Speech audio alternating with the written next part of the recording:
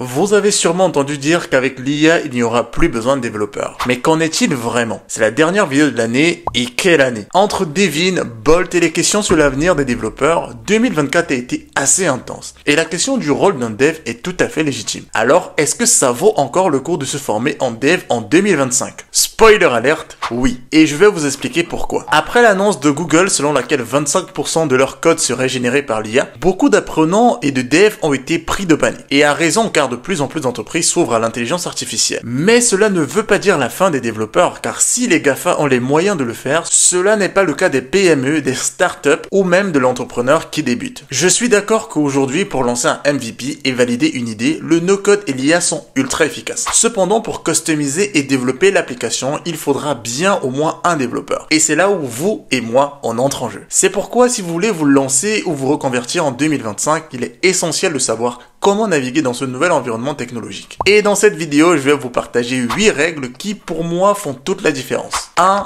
Aimez ce que vous faites. La première condition pour persévérer et progresser dans le développement, c'est la passion. Apprendre à coder demande du temps, de l'énergie et parfois des sacrifices. Si vous n'êtes pas réellement intéressé par la programmation, vous allez vite vous décourager devant les bugs et la complexité de certains concepts. Prenez donc le temps de découvrir différents langages ou domaines, web, mobile, data, IA, pour trouver ce qui vous parle le plus. 2. Pratiquer. On ne le répétera jamais assez. La pratique, c'est le nerf de la guerre. Vous voulez progresser rapidement, il va falloir mettre les mains dans le code, expérimenter, vous tromper, recommencer. Et pour ça, faites des projets personnels. Lancez-vous des défis, un site web, une appli mobile, un outil d'automatisation pour apprendre de manière concrète. Et pour tous ceux qui disent je n'ai pas d'idée de projet, j'ai fait une vidéo afin que vous ne manquiez plus jamais d'inspiration. Je vous la mettrai bien sûr juste là et dans la description. Travaillez également vos bases avec des exercices et des challenges sur des plateformes comme LeetCode, HackerRank ou Coding Game. Enfin, demandez du feedback et des revues de code. C'est un excellent moyen de progresser. Autre point non négligeable, l'IA. Car elle peut être un atout considérable pour résoudre certains problèmes plus vite ou générer des bases de code,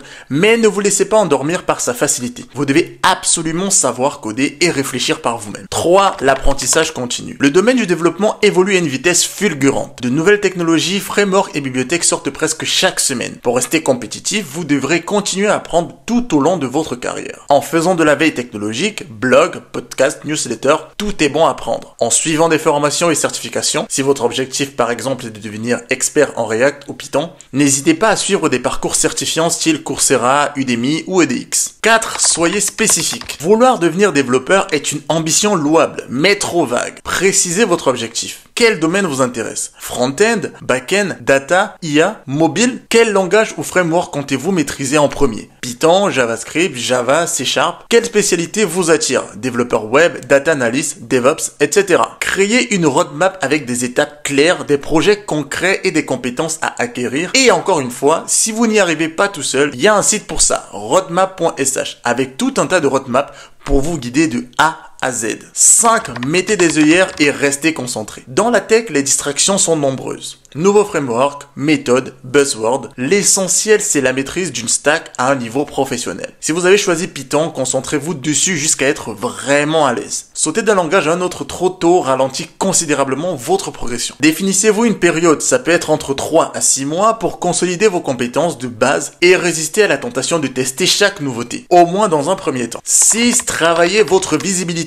Pour booster votre valeur perçue, pensez à vous rendre visible. Portfolio GitHub, montrez vos projets, votre code, vos expérimentations. LinkedIn, créez et optimisez votre profil, partagez vos découvertes ou documentez votre parcours. Création de contenu, écrivez des articles de blog, réalisez des tutoriels et participez à des forums. Meetup et conférences, la présence sur place vous permet d'échanger avec des recruteurs, des développeurs expérimentés et de nouer des contacts précieux. En mettant en avant vos projets et votre apprentissage, vous attirez naturellement les opportunités et vous démarquez sur le marché de l'emploi. 7. Domptez vos peurs et sortez de votre zone de confort. Passer des heures à apprendre dans son coin, c'est une chose. Se confronter au marché de l'emploi en est une autre. Les entretiens techniques, les questions pièges, ça peut faire peur. Mais c'est essentiel pour valider votre progression et décrocher votre premier job. 3 points essentiels pour venir à bout de vos craintes. Préparez-vous aux entretiens. Révisez les algorithmes de base, les structures de données, apprenez à parler de vos projets en détail. Simulez des entretiens. Entraînez-vous avec des amis ou des membres des communautés tech. Et enfin, le plus difficile,